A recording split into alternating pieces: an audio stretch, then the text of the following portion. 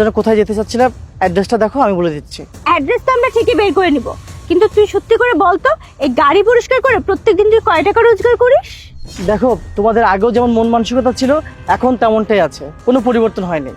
আসলে তোমরা সবাইকে ইনসাল্ট করে কথা বলো, এগুলো ঠিক না আসলে। এখানে অহংকার কি দেখাইছে? আমরা যেটা সত্যি সেটাই বলছি। আর তুই তুই কি বলতি? তুই তো ক্লাসের টপার ছিলি, বলতি এটা করব সেটা করব, তোদের অনেক কিছু করা উচিত। আর এখন এখন কিনা তুই করছিস কি, মানুষের গাড়ি পরিষ্কার করছিস। আর আমাদেরকে দেখেছিস, আমরা মাল্টি ন্যাশনাল কোম্পানিতে জব করি, পার মান্থ স্যালারি হচ্ছে 1 লক্ষ টাকা। আর তোর তুই কয় টাকা এবার ইনকাম করিস? হয়তো প্রত্যেকদিন 100-150 টাকা ইনকাম করিস। যাক, খুব ভালো হয়েছে তোমরা যে তোমাদের জীবনে এত অল্প সময়ে জীবনে অনেক উন্নতি করতে পারছো। এটা বন্ধু হিসেবে আমার কাছে খুব গর্বের বিষয়, আমি গর্বিত। কি কি বললি তুই? আমরা ভালো পজিশনে আছি দেখে তোর গর্ব হচ্ছে? না না না, তোর এটা গর্ব হচ্ছে না। তুই আমাদেরকে মুখে বলছিস, কিন্তু অন্তরের মধ্যে না তোর অনেক কষ্ট হচ্ছে। ইস ইস, আমরা কেন তো ভালো পজিশনে আছি, এই জন্য তোর কষ্ট হচ্ছে, আমরা বুঝতে পারি। বুঝতে পেরেছিস? ও তো ঠিকই বলেছে। আর তোর কষ্ট হচ্ছে যে, আর তুই তো ক্লাসে টপার ছিলি, তোকে বলবো না তো কি করবো বল? আর হ্যাঁ, তোমাদের একটা কথা বলি, এই যে তোমরা অন্যকে ছোট করে দেখো, তাচ্ছিল্য করো, তুচ্ছ করে দেখো, কথা বলো, এগুলো কিন্তু ঠিক না। অন্যকে ছোট করে কিন্তু জীবনে বড় হওয়া যায় না। তোমরা হয়তো মনে করছো হয়তো অন্যকে ছোট করে জীবনে অনেক বড় হয়ে যাবে, অনেক সম্মান পাবে, তা কিন্তু না। আসলে অন্যকে ছোট করে দেখলে জীবনে সম্মানিত হওয়া যায় না। অহংকার কিন্তু পতনের মূল। কি দেখেছিস, করছে চাকরের কাজ, আবার ব্যবহার দেখ, মনে হচ্ছে গাড়ির মালিক। বাই দ্য ওয়ে, দাদা আমাদের কি, চল আমরা আমাদের কাজে যাই। আর তুই না তোর কাজ মনোযোগ দিয়ে কর, এটার পর তো অন্য গাড়ি পরিষ্কার করতে হবে।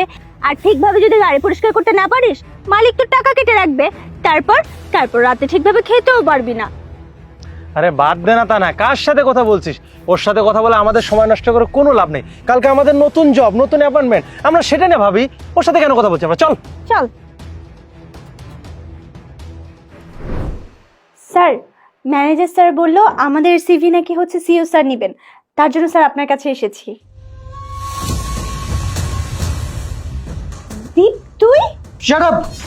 Don't call me Deep, call me sir.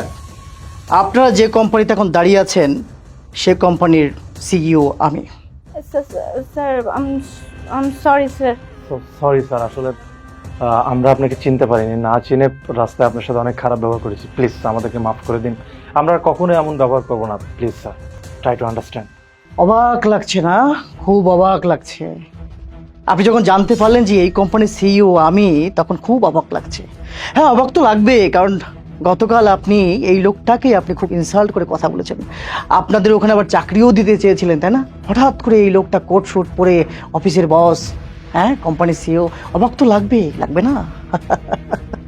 Um sorry sir, আসলে আমি না বুঝতে পারিনি যে আপনি এত বড় একটা কোম্পানির সিইও। আমরা না অনেক খারাপ ব্যবহার করে ফেলেছি আপনার সাথে না জেনেই। প্লিজ স্যার, আমাদেরকে মাফ করে দিবেন। আচ্ছা, একটা কথা বলুন তো, আমাদের কোম্পানিতে আপনাদের বেতন কত ধরা হয়েছে? 1 লাখ টাকা। আপনাদের বেতন যদি মাসিক 1 লাখ টাকা ধরা হয়, তাহলে বলুন তো আমার কোম্পানি মাসিক ইনকাম কত? স্যার 1.5 থেকে 2 কোটি টাকা।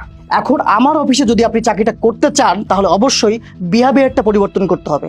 আপনি আগে যে ধরনের বিহেভিয়ার করতেন, আমার কোম্পানিতে থাকাকালীন সেই বিহেভিয়ারটা আপনি করতে পারবেন না।